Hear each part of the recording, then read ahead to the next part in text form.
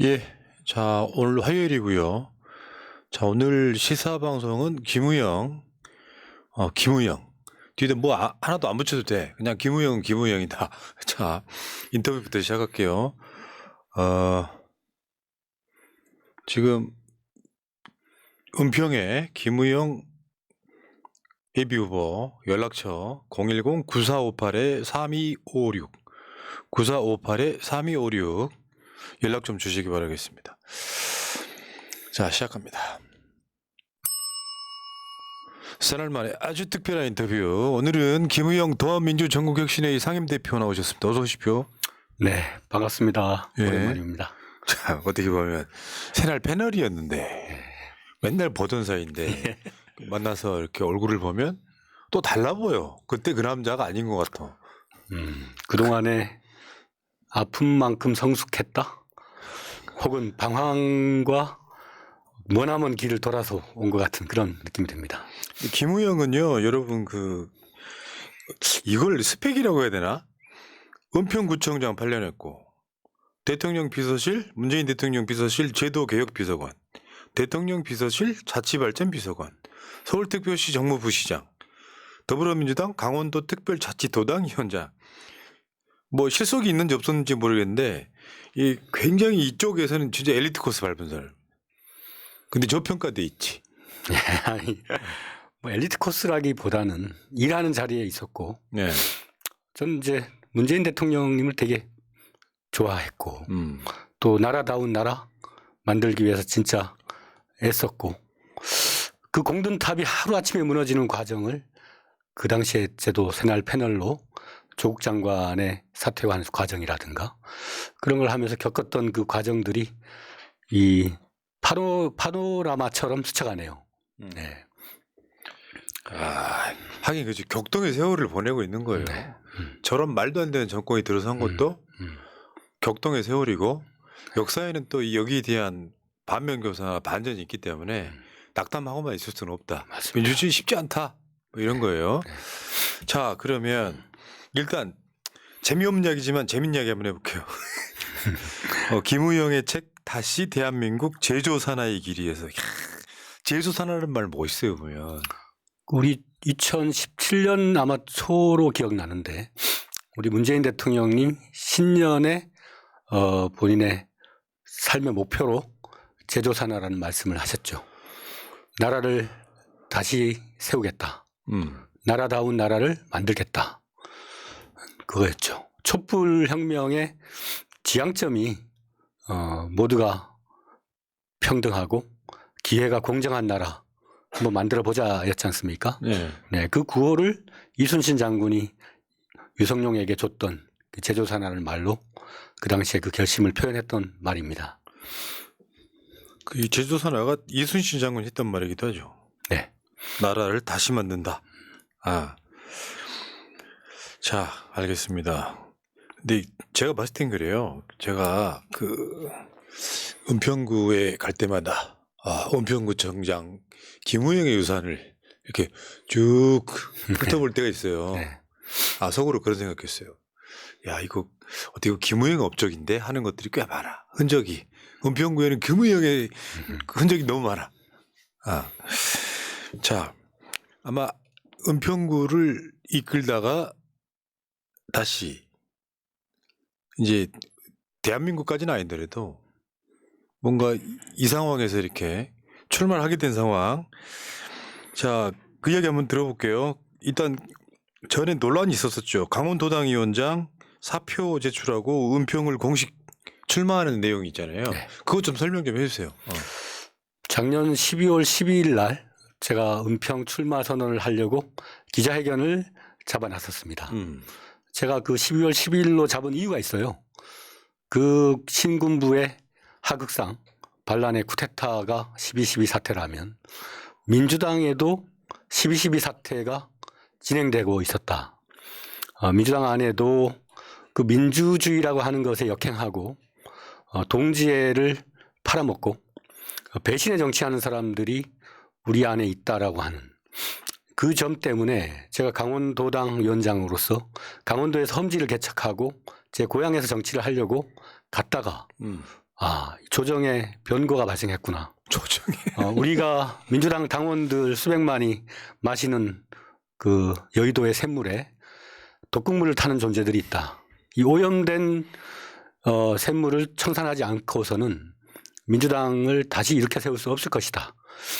제 나름대로는 그런 우국의 심정이 발동했었어요. 그래서 12월 11일자로 출마 선언을 하려고 잡아놨었는데 그게 일파만파 퍼지는 바람에 여의도에서 한강 다리를 넘지 마라. 야, 비유가 오늘 찰진데. 네, 넘으면 가만두지 않겠다 해서 한 달 가까이 대기 상태에서 암중보색을 했었습니다. 네. 그러니까 이런 거죠. 강원도에는 홈제니까 나라도 갈게. 내 고향이니까 건너갔어요. 근데 예를 들어서 원래 내 쉽게 표현하면 텃밭이던 은평구에 저는 이재명 대표를 지키는 문제가 아니라 대한민국의 적들과 싸우지 않는 사람들이 더 중요하다고 생각해요. 네. 근데 그런 사람들이 사실은 윤석열을 이롭게 하는 친윤짓 하는 거잖아요. 네. 이재명 때린다는 건 친윤짓 하는 거에 등치되는 그런 거니까 그러니까 강원도에 가기는 갔는데 답답해 미치겠는 거지. 근데 그 사람을 내 지역구에 내 텃밭에 지금 저 사람이 지금 국회의원으로 있어. 안 되겠다. 내가 해야 되겠다. 뭐 이거 아니에요? 그렇습니다. 그러니까 9월 27일로 기억나는데 이재명 대표에 대한 검찰의 체포동의안 표결날 저는 더민주전국 혁신회의 멤버로서 한 2만여 전국의 당원과 지지자들이 국회 앞에 결집을 했었습니다. 그리고 대표가 수십 일에 걸친 단식의 과정에서 이 사안을 맞이하는 민주당의 의원들의 자세가 어떨까. 저는 민주당 DNA를 믿었습니다. 예. 서로 정치적으로 유불리를 따지고 찬반의 어떤 영역에 있다 하더라도 그래도 민주당의 대표가 자기의 목숨을 담보로 검찰 독재에 항거하고 있는데 우리 안의 의원이 설마 가결표를 던질까? 아이고. 네. 저는 그런 사람이 한 20 몇 명 된다라고 정보를 들었지만 그렇지 않을 것이다. 우리 민주당의 DNA는 김대중 노무현의 DNA 아니냐. 또 문재인이라고 하는 엄청난 절제적 리더 밑에서 함께했던 사람들이 이런 일을 하지 않을 것이다라는 나름의 심정적 확신이 있었습니다. 근데 그 표결하는 장면에서 나중에 표결 이게 정산하는 그 사람들의 표정을 봤더니 이게 아닌 거예요. 맞아. 설마 했는데 김진표 의장이 가결 선포를 하는 순간에 정말 피가 거꾸로 도는 심정을 느꼈습니다. 그리고 제가 그 대표였기 때문에 연단위에 올라갔는데 올라가기 전에는 정말 머리가 까맣게 되더라고요. 어떤 말로 어떻게 얘기를 해야 될까. 근데 올라가서 내려다 보는데 그 아래에 있는 많은 지지자 당원들이 울먹이고 있는 걸 봤습니다. 이게 민주당의 참모습이었나. 그 속에서 그 윤석열의 1차 검찰 쿠데타였다면 2차 쿠데타는 내부의 비겁주의자들에 의한 쿠데타였다. 라는 말을 하고 여기에 우리가 절대로 굴복하지 말자. 차가운 분노를 가지고 2차, 3차, 4차 싸움을 하더라도 기필코 우리가 싸워서 이기자. 그런 말을 저도 모르게 하고 있더라고요. 멋있어. 그러니까 이런 것 같아요. 우리들만의 피가 있어. 네. 서로 하는 일은 달라도 우리들만의 피가 있어요. 여기서 이제 어줍지 않게 무슨 명분 만들어가지고 온갖 궤변을 늘어놓지만 어떻게 저 사람들이랑 같이 선을 잡을 생각을 하지? 이런 느낌이에요. 최근에 보면 뭐 탈당도 하고 이러신 분들이 꽤 있는데 그냥 권력 지향형인 거지 가치 지향형은 아닌 것 같아. 맞습니다. 근데 거기에 대한 분노라고 생각이 들어요. 그렇죠. 우리들만의 피해서는 이해 안 되는 사람들인 거예요. 저는 항상 그런 얘기해요. 이재명 대표가 완벽해서가 아니라 가장 우리의 이상에 가깝기 때문이다. 네. 근데 그런 상황에서 이재명 악마화를 시킨 장본인들이 또 이재명 대표를 검찰에 아가리에 쳐놓고 그거를 볼 수 없었던 거. 그러면 어떻게 되는 거예요? 그 당시에 뭐 징계한다 뭐 이런 얘기도 나왔었는데. 그때 가결파들이 어떤 말로 변명을 했냐면 자기들이 가결해서 그래서 법원에 가서 결과적으로 기각되지 않았냐. 그러니까 자기들의 가결 행위가 이재명의 정당성을 입증해 준 결과로 이어졌다. 따라서 우리의 행위는 좋은 결과로 이어졌기 때문에 정상 참작이 가능하지 않느냐. 이런 논리였죠. 그때 정청래 최고가 한 말이 기억납니다. 칼로 찔러놓고 수술 잘 됐다고 그 좋은 일이 아니냐라고 얘기하는 것과 뭐가 다르냐. 그렇죠. 네. 참 그 민주당 역사에 특히 야당 역사에 저는 이거 한 몇 번째 들어가는 사건이다. 그들의 그 변명거리와 또 그걸 대처하는 과정에서 또 대표가 복귀하는 날 왈가왈부하지 맙시다 라고 복귀를 했잖아요. 참, 그게 참 진짜 이게 지도자의 길인가 싶어요. 그러니까 인고의 시간이었죠. 네. 네. 지금 이제 거기다가 이제 테러까지 당하는 상황. 그러니까요. 네. 자, 알겠습니다. 자, 어쨌건 그 은평에 있는 저분 이름은 검명 안 할게요. 네. 저분은 실질적으로 가결파로 보이는 느낌이 있었고 지금 뭐 탈당한 사람들 몇 명 해가지고 확실하게 가결한 사람들 한 나온 게 대여섯 명밖에 안 나와요. 네. 나머지 한 35명이 숨어 있는 거야. 네, 그렇습니다. 근데 그 사람들은 지금 이재명 대표를 팔면서 선거운동하는 거잖아요. 그렇어요. 진짜 분노하는 거지. 그러니까 표변이 따로 없죠. 네. 네. 그러니까 김우영을 제가 좀 아는 입장에서 야, 이런 사람들이 한결같이 이재명 지켜야 된다 이런 생각이 들어서 아유, 나 볼 때마다 씁쓸합니다. 자, 근데 여기 지금 오늘도 보니까 현근택 변호사 불출마 오늘 그런 상황이 벌어졌고 그 다음에 어제는 강희원 더민주 전국혁신의 공동대표가 사퇴를 했어요. 지금 더민주 전국혁신의 상임대표가 김우영 위원장이고 지금 강희원은 공동대표고 그렇습니다. 그러니까 소위 말하면 저는 친명들 역차별 이런 느낌. 그러니까 왜냐하면 이거를 당 내에서 괜찮다. 친명 비명을 떠나서 강의원 괜찮고 현근택 그 정도면 괜찮아. 뭐 김우영 좀 출마하면 어때? 이런 분위기라면 별 문제가 없을 거예요. 결론적으로 그만두게 되는 게 내부적인 이유가 더 크다. 난 그렇게 보는데. 그 소위 대표 단식 국면에서 저희가 대표를 구하자. 아까 얘기한 것처럼 개인 이재명에 대한 선호가 아니라 우리의 이상, 우리가 다시 재집권하려면 유일한 희망의 싹이 이재명이기 때문에 그를 지켜야 된다. 특히 검찰 독재가 기네스북에 오를 정도의 압수수색으로도 그의 결백함을 우리는 믿고 있고 그 어떤 사적 이익을 취한 증거도 없는 상태에서 검찰주의자들의 보복 행위가 일어나고 있는 와중에 우리라도 일어나야 되겠다. 제가 어떤 표현을 썼냐면 관군이 다 도망가 버렸어요. 의병이 일어났습니다. 그 의병들이 90만 명의 서명을 조직해서 법원에 탄원서를 냈죠. 그리고 대표는 기적적으로 살아 돌아왔습니다.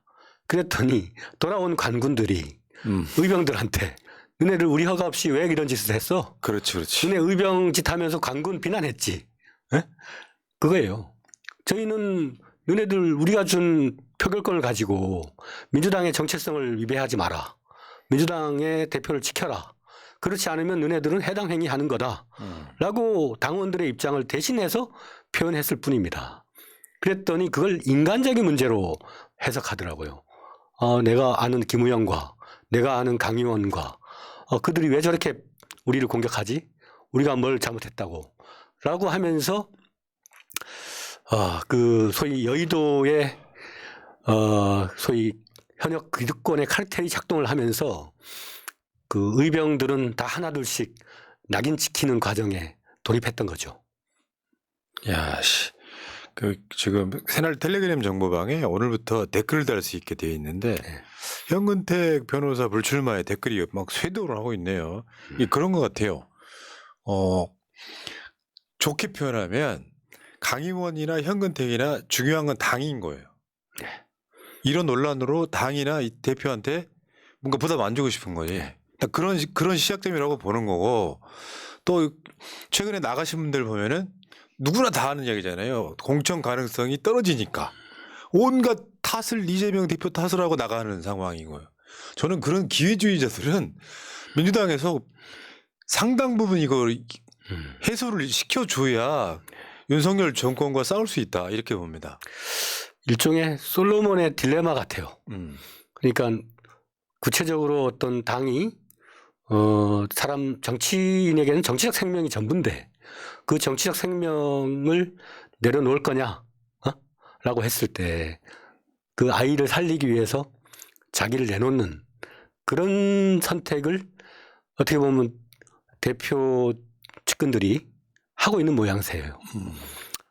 그리고 뭐 실명을 거론해도 될지 모르겠는데 될지 모르겠으면 네. 하지 마요. 저희 강북구의 박 예. 어제 어떤 얘기를 했냐면 한동훈이었으면 즉시 처리했을 것이다.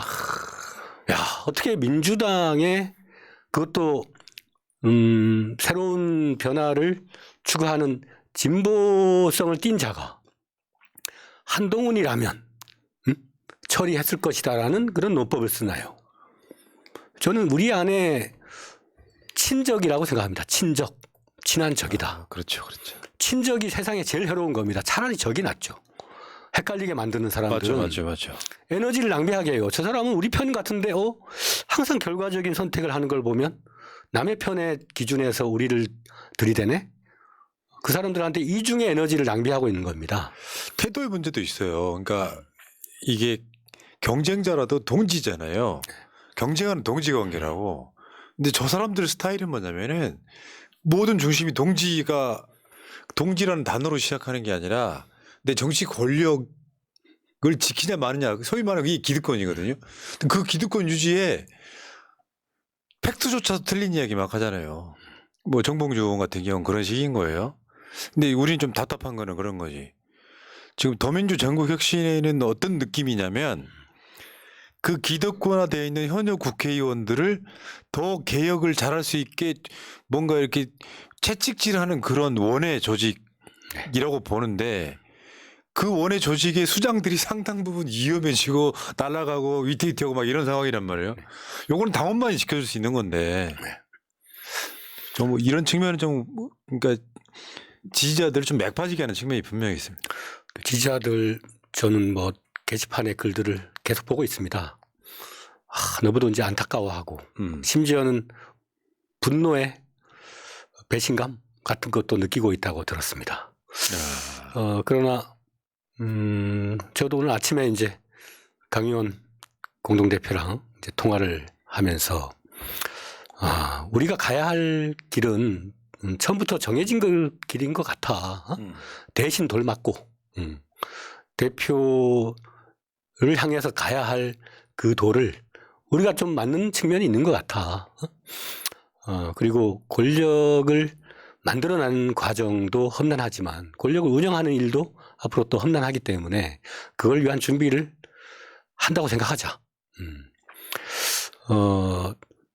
입법부라고 하는 권력도 매우 중요하지만 지난 2020년 총선의 결과를 보면 180석을 얻고도 국가 권력을 갖지 못했어요. 네. 그래서 저는 입법부의 선량으로 나갈 사람도 나가야 되지만 다음 소위 말 행정 권력을 준비할 사람들은 또 준비해야 된다. 그런 차원에서 우리가 역할 분담을 할 수도 있다. 네. 근데 그렇게 위안하는 거죠. 근데 강의론 메시지나 현근택 메시지는요 정말 당이 중요한 게 보여요. 살아온 삶에 주목해 준다면 일할 기회가 주어질 것이라 여겼지만 여기서 멈추겠다. 규정상 적격 여부와 관계없이 저로 인해 이재명 대표와 민주당의 총선 승리 전략을 흔들게 둘 수는 없다. 이게 어떻게 보면 솔로몬의 그러니까. 재판 같은 거잖아요. 네. 내가 정말로 좋아하는 그 사람을 나쁘게 한다면 내가 멈출게. 야, 저 사람들은 심지어 탈당하고 막 극딜하고 막 이런 상황인 거잖아요. 오늘 현근택 변호사 메시지도 비슷해요. 현근택 변호사 메시지는 그냥 읽어드릴게요. 이번 선거에 출마하지 않겠습니다. 당과 국민들께 심려를 끼쳐드려 죄송합니다. 저희 도전은 여기에서 멈춥니다. 여기까지 올 수 있었던 것은 당원과 지지자분들의 지지와 격려 덕분이었습니다. 보다 나은 모습으로 뵙도록 볼 수 있도록 하겠습니다. 감사합니다. 그러니까 이 모든 결정들이 결국 우리 참. 야, 근데 자기들 주장대로 자기들 욕심만으로 끝없이 나가는 사람들은 뭘까? 박용진. 아, 그래서 속이 시원하냐? 내가 그렇게 말하고 싶네요. 그러네요, 진짜. 이걸 다 가져가야만 했냐? 응? 근데 이 역사는 반전이라는 게 있잖아요. 네. 예를 들면 이렇게 되면 저쪽에서 무슨 뭐 친명 공천이네, 뭐 불공정 공천이네 이런 이야기 또 못하는 측면도 있는 거잖아요. 뭐 그 무슨 친명 공천, 비명 행사, 뭐라 그랬죠? 그렇다 치고 참. 근데요, 여러분 저는 이제 이런 이야기 한번 나눠볼까요? 이재명 대표가 대선 나왔을 때 캠프가 현역 국회의원이 그렇게 많지 않았어요. 지지율에 비해서. 그랬었죠. 실제로 제일 많았던 건 제가 기억하기에 정세균 후보였었고 네. 그다음에 이낙연, 그다음에 이재명 이런 정도였단 말이에요. 근데 이제 진짜 중요한 게 저 사람들은 친문 8위를 했단 말이에요. 이낙연 캠프에 있는 사람들은. 그러니까 친낙이면서 친문이라 이런 느낌으로 8위를 했고 거기 지금도 그런 이야기가 회자가 되죠. 그러니까 문재인 청와대에 있던 사람들 중에 두 사람, 김우영, 민영배 이 두 사람이 제일 먼저 사람을 알아본 거지. 네. 친소 관계가 아니라 네. 문재인 정부 다음에는 이재명 정부가 들어서야 된다라는 생각을 했던 것 같아요. 근데 그런 면에서 이재명 후보 지지했던 이유를 한번 설명해 주세요. 저도 이제 구청장 2번 하고 청와대에 가서 비서관 일을 했지만 한 정치인입니다. 정치인은 미래를 보고 정치를 해야 됩니다. 문재인 시대 다음 시대는 어떤 시대가 올 것인가. 전 돌파형의 리더가 들어와야 된다고 생각을 했습니다. 문재인 대통령님은 상당히 절제적 권력 행사로 사람들에게 마음의 안정감을 주고 또 트럼프발 위기, 그다음에 코로나발 위기, 그 위기의 관리자로서 상당한 기능과 역할을 잘 하셨고 한반도의 평화 또 K방역이라는 하나의 신화를 만들어냈죠. 그러나 그 나라를 나라답게 나라를 새로 만들고자 하는 제도 산하의 그 중심에서 두 가지 권력의 틀을 바꾸지 못했습니다. 그 하나가 선출되지 않은 마지막 권력, 검찰 권력의 개혁에 실패를 했고 또 다른 하나가 실제 대한민국을 움직이는 보이지 않는 손, 바로 기재부 권력입니다. 홍남기로 대표되는 기재부 권력을 바꾸지 못함으로써 결정적으로 두 기둥뿌리를 그대로 둔 채로 다음 대선을 맞이했던 거죠. 근데 그 기둥뿌리를 뒤흔들고 새롭게 갈아엎으려면 이재명의 돌파력이 필요하다라는 게 저의 그렇죠. 정치인으로서의 생각이었습니다. 그게 이제 시대 정신이라고 그렇죠. 연결되어 있는 거지. 예. 저 보세요. 청와대 출신 이재명 정무단장 김우영 친문계 집단 행동 일침. 문 대통령 국정 철학 이해는 하냐? 뭐 이런 식의 메시지를 냈던 거고. 그러니까 이런 거죠. 친문과 친명의 갈라치기 속에서 아니다.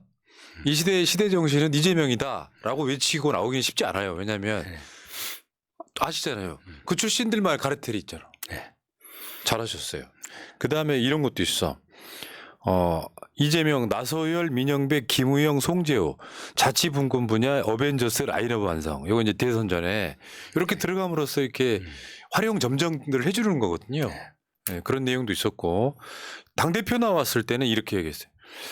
김우영, 홍영표, 설훈 1600만 표 얻은 이재명 말고 뒤 아니냐 당대표로서 요런 식으로 이제 요소에서 이재명을 지켰던 바로 그 김우영입니다. 그렇다 보니까 강원도 가 있는데 다시 서울에 안 나올 수 없는 상황. 이건 아니다 진짜. 그런 거죠. 그렇습니다. 안타깝죠. 네. 아유 참. 근데 뭐 역사는 여기서 끝나는 게 아니니까요. 네. 다 반면교사하면 더 훌륭한 결과물을 만들어내는 거예요. 저는 이제 교훈으로 느껴야 될 게 얼마 전에 길 위의 김대중 다큐멘터리를 봤거든요. 그때 그 김대중을 지켰던 주변의 동교동 분들이 그 권력의 정점을 지나고 난 다음에 항상 그 빛을 잃게 되더라고요. 그 세계사적으로도 어떤 혁명의 순간이 있으면 그 이후에는 그 빛이 퇴락하는 과정이 있고 그 퇴락의 순간에 자기를 발견하고 물러설 수 있는 용기가 매우 중요한 것 같습니다. 문재인 정부 때 소위 문재인이라고 하는 우리의 희망을 만드는 과정에서 함께 동료였고 그들은 그때 그 빛이 별의 순간이었을 때가 있었겠죠. 그러나 어떤 기득권의 안주가 되고 또 자기 변명과 비겁함에 함몰되면서 어느 날부터 그 사람들은 돌아올 수는 없는 길을 가고 있는 겁니다.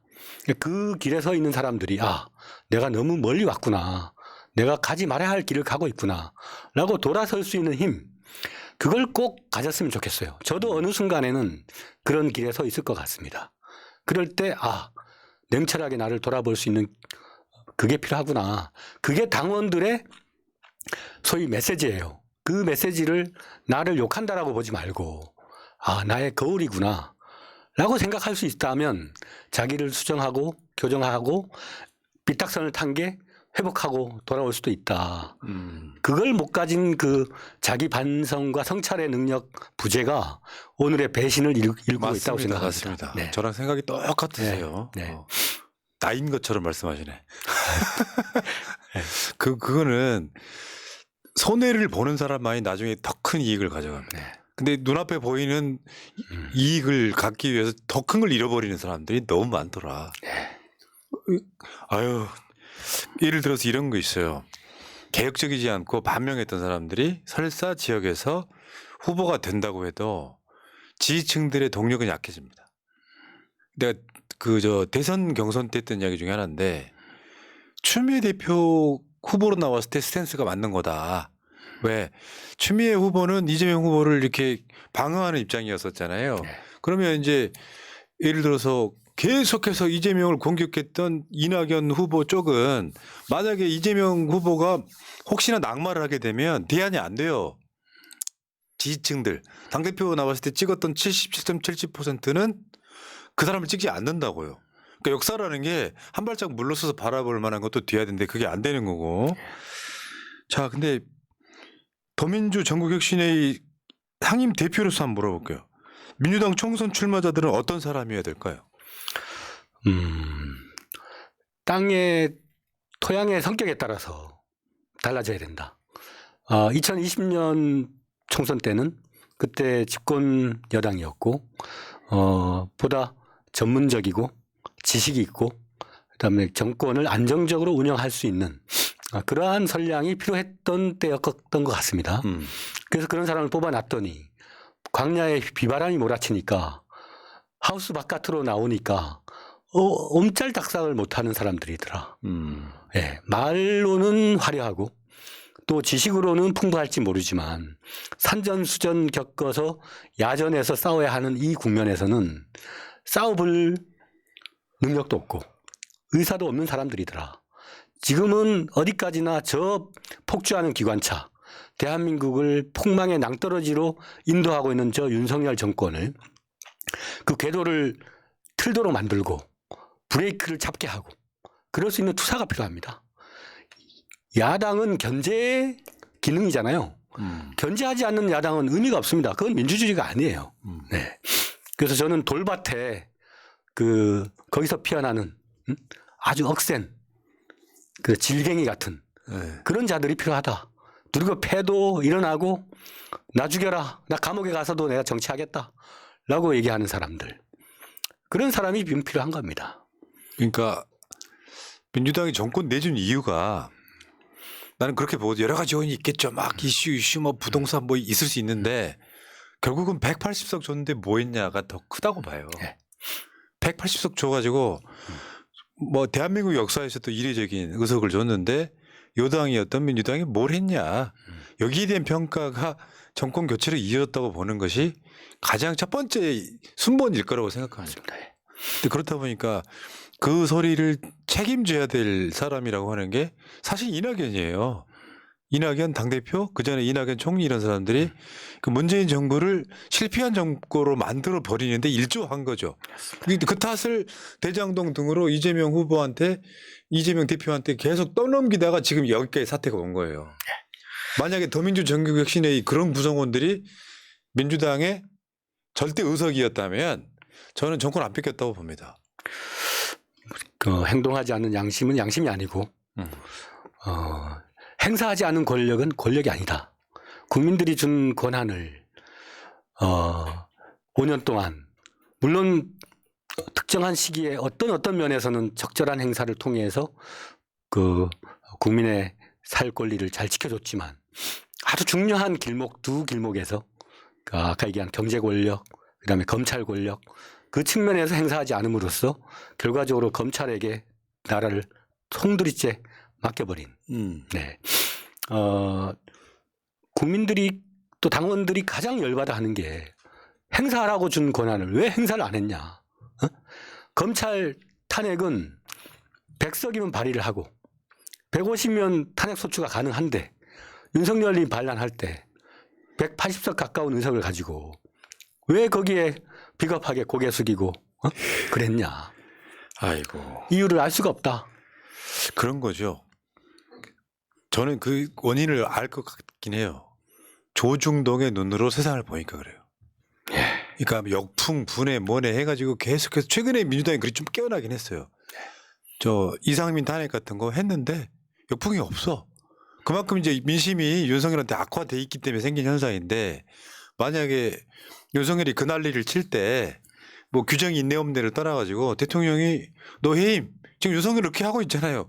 이 방식으로 해서 뭔가 제대로 기득권이라고 하는 그 카르텔들의 이 발호를 막아낼 수 있는 것은 사실 민주당이 해야 될 역할이나 몫인데 그걸 못하다 보니까 저쪽에서 오는 저 역풍이 훨씬 크게 느껴지고 내부에서도 야 역풍 오니까 조심해야지 하고 180명이 나서는 게 아니라 내부적으로 막 서로 싸우고 너무 가볍다 뭐 하면서 계속 개혁을 방해해 왔던 거거든요. 그게 소위 말하면 지금 탈당한 이낙연 개 사람들이 그걸 주도를 했던 사람들인 거잖아요. 저는 그게 개인은 누구나 나약하다. 아무리 뛰어난 정치 지도자라도 그 시스템으로 그걸 받쳐주지 않으면 어떤 비겁한 선택을 할 가능성이 있다. 그게 이낙연 당시 당대표 시절에 어떤 시스템의 충돌에 의한 결과라고 저는 봅니다. 약간 다르게 볼 수 있지만 대의민주주의제. 선출은 하되 일상 시기에는 의원총회에서 정책 결정을 하잖아요. 의원들의 100여 명이 백수십만 명의 의사결정을 대신한 겁니다.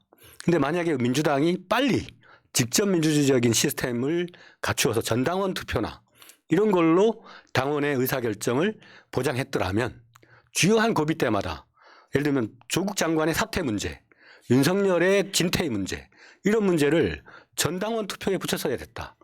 근데 그걸 대의민주주의를 얘기하는 사람들은 그걸 집단 지성으로 보지 않고 소위 강경파의 무슨 난동으로 지금 몰약하고 있지 않습니까? 그래서 저는 민주주의를 지키려면 시스템을 잘 정비해서 압도적 다수의 의사결정이 당의 결정으로 이어질 수 있도록 그 시스템을 만들어야 된다. 그래야만 개인의 나약함에 의해서 전체가 몰락하는 길을 모면할 수 있다. 예, 맞습니다. 최근에 이제 이낙연은 탈당을 하고 이재명 대표는 암살 미수를 당하고 그렇죠. 이거 보면은 그런 거죠. 어떤 해프닝이 아니라 일관되어 있는 흐름 속에 나오는 현상이에요, 이게. 이낙연은 자기 스스로 뭐라고 변명할지 모르겠지만 속마음은 어떨지 모르겠지만 이 과정이 다 이재명 악마와의 결과물들이 튀쳐나오고 있는 거잖아요. 단순하게 어떤 이재명 악마와의 막연한 결과물이 아니라 어쩌면 누군가 이재명 대표를 죽여라라고 사주했을 수 있는 그 흐름과 이재명은 악마니까 난 나가도 돼라고 말하는 이낙연 흐름 같다는 거예요. 근데 이제 역시 저 통찰력 있는 분으로서 이재명 대표 암살 미수 사건하고 이낙연의 탈당 이런 것들을 한번 분석을 해 주신다면 사회적 분위기가 사회적 압력이 사건을 만든다는 말이 있습니다. 이게 대중의 직관이라고 하는 그 책에 나오는 얘기인데 수년 동안 수년 동안 조중동, 그다음에 종편, 온갖 언론을 통해서 한 개인 이재명이라고 하는 10년 이상 실천적으로 검증된 행정가, 개혁가를 정말 죽음의 그림자 뒤에 있는 사람으로 만들어 놓고 악마화함으로써 그 분위기가, 사람은 정서와 감정을 전염되는 존재잖아요.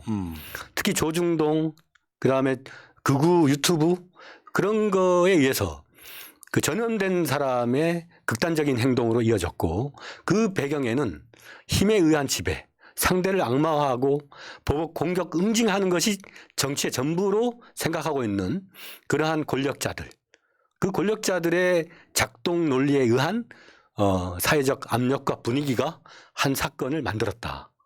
저는 그게 사회과학적 이론에도 부합한다고 생각을 합니다. 맞죠. 그런 얘기도 있어요. 구구 테러는 배후가 없는 사건이 없었다. 그렇습니다. 나중에 밝혀진다. 네. 이런 것도 있고. 네.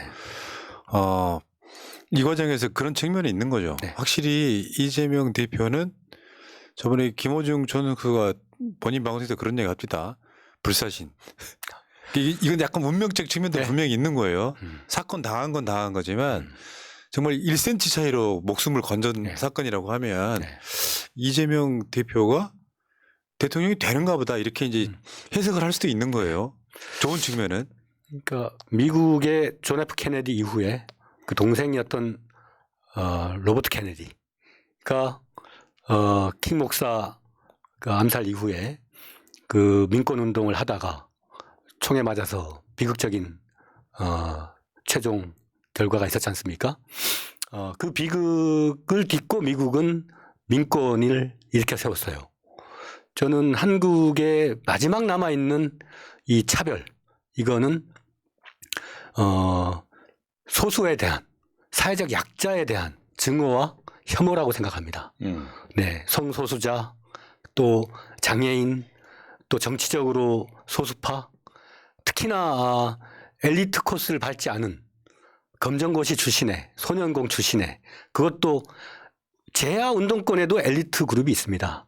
완전 변방에서 시장 하면서 남들이 하지 않은 그런 정책 발굴해가지고 그것이 어떻게 해서 시대의 정신과 맞아떨어져서 급부상했더니 여의도의 기득권자들은 저런 기이한 자가 나를 앞서다니, 아마 이런 정서적인 공감대가 이재명을 그렇게 만들었다. 한 천지간의 괴물로 그를 몰아세우고, 이 조선조에서 가장 개혁 사상가는 허균입니다. 네, 강릉에 허균 생가가 있거든요. 그걸 재작년에 제가 이재명 대표를 거기에 모셨었어요. 그러면서 그 조선시대에, 그 시대에는 너무 허균이 앞서 나갔기 때문에 능지처참을 당했지만 지금 시대의 이 민초들의 역동성이 살아있을 때는 절대로 허균처럼 만들지 말자. 이재명이라는 개혁사상가가 그 실천적으로 단련된 서민 정책들을 국가의 정책으로 작동 가능하게끔 하려면 우리가 저자를 지켜야 된다. 어저께 인터넷 모 커뮤니티에 네. 이재명의 업적을 링크되어 있는 걸 이렇게 리스트업 된 게 하나 올라온 걸 봤는데 네. 한 200개 돼. 우리가 전혀 몰랐던 정책들이 예, 너무 예, 많은 뭐 거예요. 신기하죠. 예. 야, 그 군대 가는 청년들한테 상해보험 들어준 거 있잖아요. 그거는 정말 저도 생각을 못 해본 거고, 특히나 주빌리 운동이라고 했어요. 그랬죠. 그래서 이제 빚진 자들, 채무 못 갚는 사람들한테 그 채권 추심 회사들한테 교섭을 해가지고 최소한의 비용을 줄 테니 그걸 태워버리자. 그래서 저 같은 경우는 이재명 그 당시 성남시장하고 연대를 해가지고 교회에서 1,000만 원 기부를 받아서 43억의 채무를 불태웠어요. 1,000만 원 가지고. 그거는 어떻게 보면은 하느님의 기적이죠. 1,000만 원 가지고 43억의 채무를 불태웠다. 그런 일을 한 게 이재명입니다. 네. 그러니까 그런 거죠. 큰 틀에서 보면 기득권의 일종의 제거해야 될 대상. 여기 지금까지 왔다. 근데 그 기득권이 민주당에도 있다 이런 거예요. 알겠습니다. 시간 관계상 지금 시간이 됐기 때문에 여러분 그 화면 위에 김우영 연락처가 있어요. 010-9458-3256 010-9458-3256 여기로 전화를 주셔서 은평 울구 사람들. 예. 근데 은평울에 살지 않으셔도 돼. 예, 예. 왜 지인 찾기 이런 걸 해야 되니까 네. 그 연락 좀 주시기 바라겠습니다. 빨리빨리 비기획적인 사람들은 이제 좀 쉬게 합시다. 전 그랬으면 좋겠어요. 그 이재명 대표 중심으로 친명이 문제가 아니라 개혁적 국회의원 150명, 200명이라면 대한민국 바뀐다. 전 그렇게 봅니다. 자, 마지막으로 우리 오랜만에 나온 새날 가족으로서 한 말씀 하시고. 아, 예. 새날을 만드는 거는 정말 어려운 것 같아요. 어둠 속에서 빛을 향해 가는데 어렵지만 저는 포기하지 않는 힘이 제일 중요하다고 생각합니다. 질기게 끝까지. 예. 그 길에 우리는 희망을 만들고 있고 희망을 만들어서 반드시 총선에서 이기고 대선에서 다시 권력을 찾아와서 국민을 위해 작동 가능한 권력을 꼭 한번 다시 만들어 봤으면 좋겠습니다. 새날 화이팅! 저도 열심히 하겠습니다. 김우영 화이팅. 자, 다음에 또 뵙겠습니다. 네, 감사합니다. 고맙습니다. 네.